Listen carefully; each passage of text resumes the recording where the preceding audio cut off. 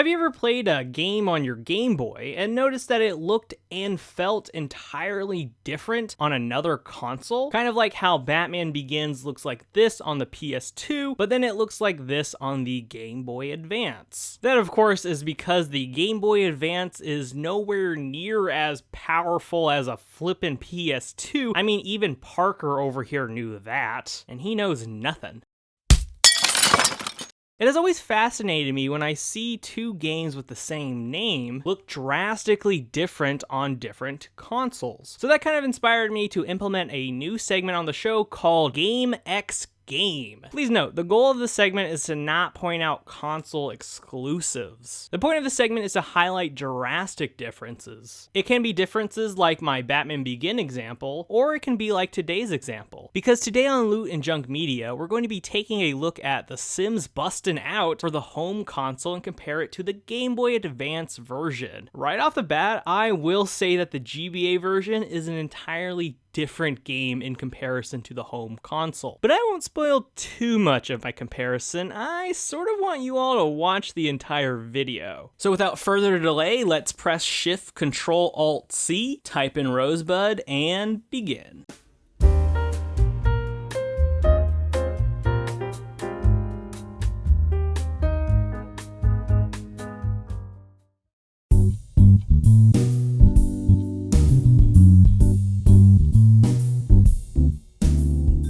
Like in all Sims, you start out creating your own character. However, in the GBA port, character customization is extremely limited, as all you can do is change your hairstyle, skin color, and clothing color. There's no options to change shirt types or swap between pants or shorts, and if you're playing as a woman, you only get to wear a skirt. So yeah, very limited. You can also customize your personality traits, which just means you're given a number of points to spend to make your sim either neater than messy or more shy than outgoing. I honestly don't feel like the personality points really make a difference in gameplay. Maybe it does, but if it did, it was very subtle and hardly noticeable. The graphics of this game are pretty decent. They kind of remind me of high detail DOS games, which work for the Game Boy. Nothing is 3D, but the isometric layout of the game and the shading of the pixels give the illusion of a 2D figure running around in a 3D world. In most Sims games, you usually control your character with a cursor and your sim just automatically does it. With this GBA port, you have complete manual control over your sim, so no free will here. I'm sure most people would say that the console port of The Sims 2 was probably when they first implemented manual controls, but this game predates The Sims 2. So to be fair, the GBA Sims did it way before The Sims 2 made it onto your home console. I do have a bit of a hard time trying to describe this game because it's not a point and click adventure game, but it has some elements of that genre, minus the puzzles, of course. It's kind of like if Animal Crossing had Quest, and if Stardew Valley got rid of the farming mechanics. Basically add all that stuff together and port it onto a GBA with a low budget. There's really no story to The Sims Bustin' Out, as the main objective is just to move from house to house. The game is divided into 5-ish chapters, and the goal is to find and complete every quest per chapter. You mostly will run into NPCs with a speech bubble, and they'll give you a quest. I'm going to be honest, most of these quests in this game are pretty forgettable. You pretty much just go around helping others solve their problems while honestly having no ambitions of your own except moving from house to house. Most of the objectives of the quest would have you do something like help find Dusty Hogg's motorcycle helmet or make friends with the Sim Valley's detective so you can reopen a nightclub, which was kind of pointless, honestly, because you get no commission from opening said nightclub. You just open a club, which is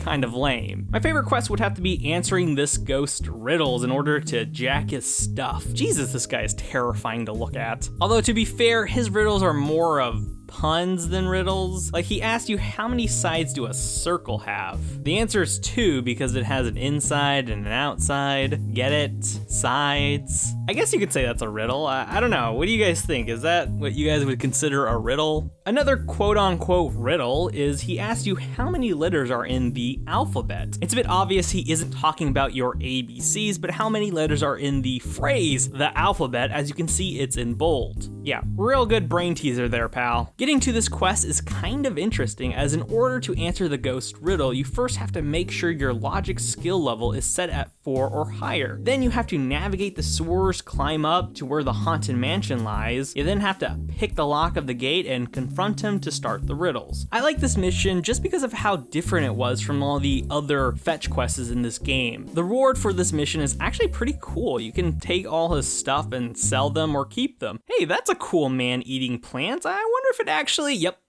it eats you.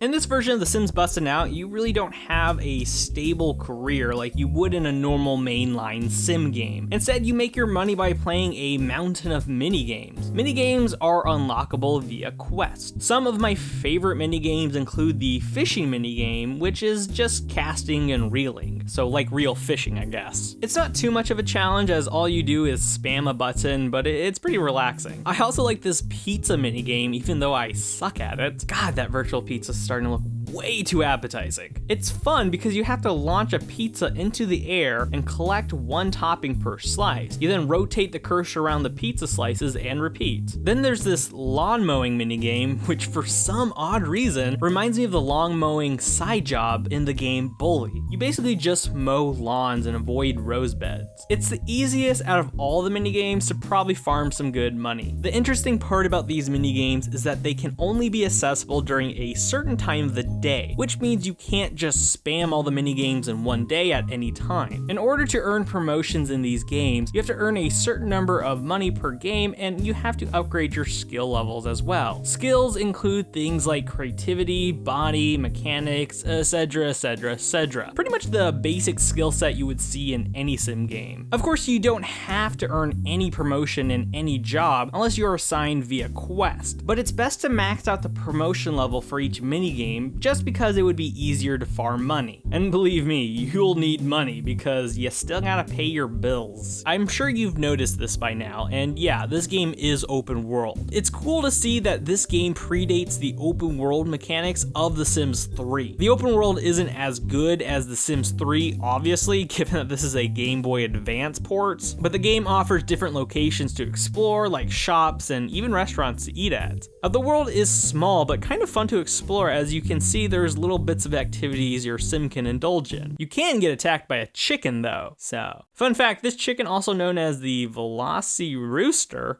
killed this character Nora's mom. I'm not making that up, it's actual dialogue in the game. This world is filled with all kinds of NPCs, NPCs meaning non-playable characters, so you can't switch between characters like in a normal sim game. Most of the characters you meet are pretty average at best. Most of them seem like a parody of someone in real life, but I honestly couldn't tell you who's who. Like, I feel like the boxer Mad Willie Hertzia is supposed to be based off wrestler Steve Stone Cold Austin, I think. NPCs are seen walking around and you can freely talk to them and do little side quests for them, which are just delivery quests. It's hard for me to really describe the chat system without comparing it to Fallout. I mean, they're kind of identical in a way. You get to choose between a list of dialogue, and each piece of dialogue you choose can have an effect on the character you're talking to. You can be an ass and royally insult the person in front of you, or you can say nice things and hopefully gain a friendship with that sim. But yes, you're allowed to make enemies. In fact, I kind of like the consequences of making friends and enemies in this game, because if you make friends with someone and run into them in the open world, they'll greet you. But if you lower your relationship bar to the negatives with someone, they will pretty much show how much they hate you by making unpleasant gestures as you walk by them. Each NPC you meet all have their own personalities in a way, so different dialogue options might offend or please some sims depending on who they are. There's a sim named Bucky Brock who you can ask whether her lasso is the same as the lasso of truth from Wonder Woman, which is actually kind of cool to see a Wonder Woman reference in an obscure Sims game. Although apparently she does get offended when you ask. Like in most sim games, you have to fill your needs, otherwise your sim will be unhappy and refuse to do anything. Trying to make sure your sim is in the green can be a bit of a chore. Your sim has needs like hunger, hygiene, bladder, and other stuff. There is a need called comfort, which is literally my least favorite need out of all the needs. needs. To fill this meter, you pretty much have to just sit down, but I swear it depleted way too fast in comparison to the other needs. Luckily, the game gives you a moped, which makes all your needs frozen for the time being. Although the moped controls, poorly, but that could just be me. You do a lot of this sometimes. Overall, this was a very unique handheld sim entry. However, the quests do lack content and is kind of just fetch questy. This game feels like it was preparing us for its sequel to Herbs because the Herbs is a bit more refined and offers a better handheld experience. I am saying that with nostalgic goggles on, as the Herbs for the Game Boy Advance is one of my favorite childhood games. The quests are just better and there's actually a story in the Herbs. Now that we talked about the Game Boy port of The Sims Bustin Out, let's go ahead and talk about the home console. Particularly, let's talk about the GameCube version, which is the same as the Xbox and PS2 version. Now, this game is drastically different. I mean, visuals alone, you can see how different this game is. What's interesting about The Sims Bustin Out was that it was meant for consoles, as there was never a PC port released, which is rare because The Sims and computer gaming go hand to hand like peanut butter and jelly. This version of The Sims Bustin Out feels way closer to a mainline sim game than the GBA did. Of course, the console version of The Sims Bustin Out has much better customization options. You can get better hairstyles, better body types, better clothing, but this game is limited to early 2000 technology, so it's going to be nowhere near as good as The Sims 4. You start the game by living at your mom's house. Yeah, that's your mother, by the way. And apparently some rich dude named Malcolm, who is apparently the landlord of the land, or something like that. Anyway, he's going around town jacking crap from all the Sims because he's, a rich D-bag. I think the story indicated that the people who rented from him aren't paying their rent, and so he's on a rampage to make everyone pay. By stealing their shit, of course.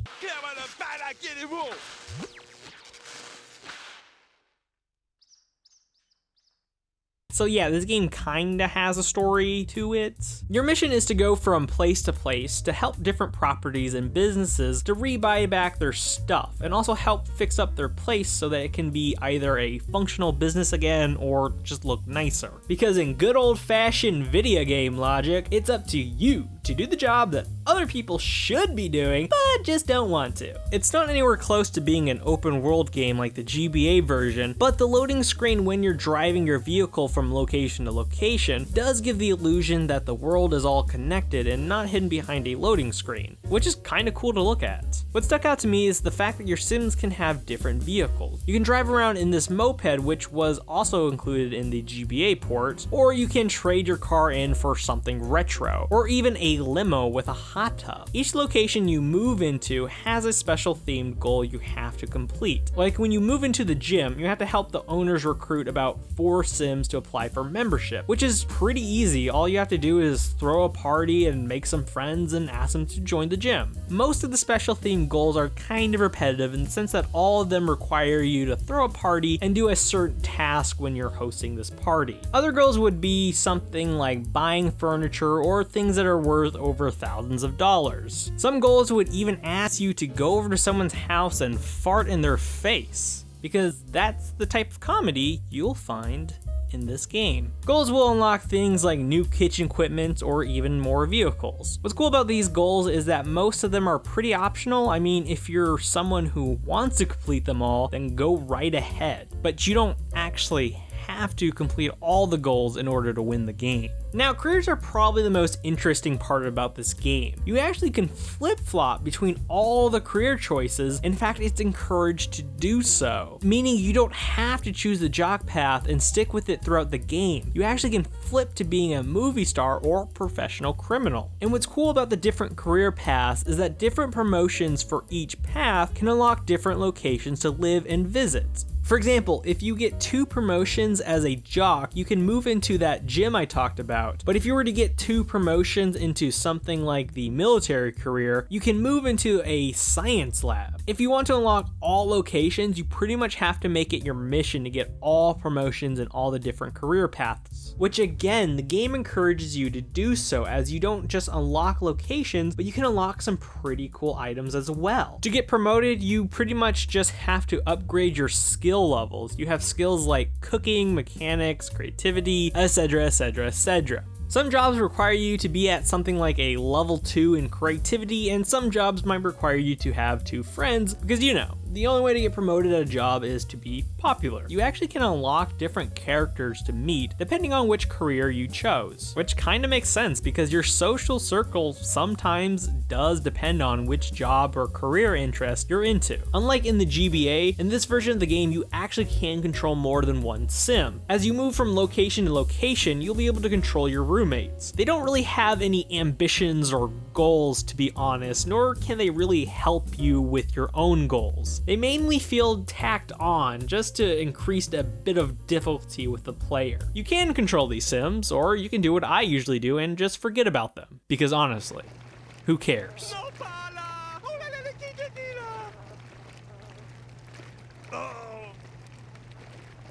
But it's pretty nice that they gave you the option to do so. Besides Malcolm, there's really nothing to say about most of these characters you meet. Malcolm is a very hilarious comic book cliche. You know, he wears all white and has a top hat and he's like super rich and a jerk. Him jacking stuff with his ray gun is actually very comical to watch. I almost don't feel bad for any of these sims because of how funny this looks. I hope you all kind of see how drastically different these ports are. The goals are different, the gameplay is different, and even in the world in which you play is very different. Although I will mention that the overall objective of going from house to house is pretty much the same. The home console versions do feature a free play mode, which is just the open-ended gameplay you would see in the original Sim, meaning you can do things like build your own house and just chill out. The GBA doesn't have a free mode, obviously. Taking off the nostalgia goggles, I actually found myself enjoying the GameCube version a little bit more. The GBA port just felt a little bit too fetch questy, but it was a unique take on the Sims franchise. The home console version is just a little bit more relaxing, and the goals, although a bit repetitive, had more reward to them. Although I would pay extra to have my guy never make this face again.